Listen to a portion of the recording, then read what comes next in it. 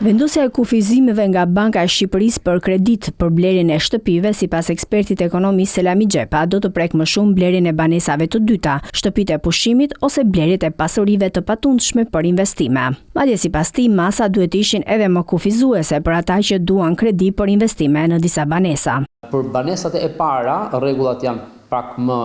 relaksuese, pra financon 85% të vlerës, ndërsa për banesë të dytë vetëm 80% vlerës, pra çka do të thotë që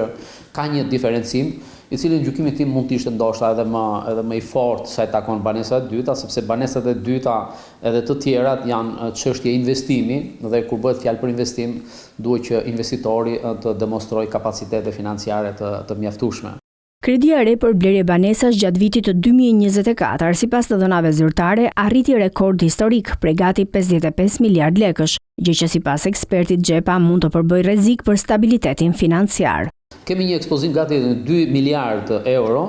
e cila po të shikohet në stokun total të kredis, mendoj që ka një shkallë shumë të lartë të ekspozimit. Kështu që kjo është arsyeja dhe ne dimë që krizat financiare gjithmonë kanë nisur nga tregjet e pasurive të palujshme dhe këto rregulla kujdesi mendoj që synojnë pikërisht që ta imunizojnë këtë sektor nga çfarëdo lloj goditje mundshme negative që mund të ndodhë në të ardhmen. Personalisht konsideroj masa pozitive, pavarësisht efekteve që do të ketë edhe për sistemin financiar, sepse do të frenohet zgjerimi i kredisë në ekonomi, por prioritet në këto raste mbetet garantimi i stabilitetit të sistemit financiar. Sipas vendimit të Bankës së Shqipërisë, kreditimi për shtëpi në lek do të jetë 85% për shtëpinë e parë dhe 80% për shtëpinë e dytë, ndërsa në valutë huaj për shkak dhe luhatjeve të mëdha të kursit të këmbimit, kreditimi është 75% për shtëpinë e parë dhe 70% për shtëpinë e dytë.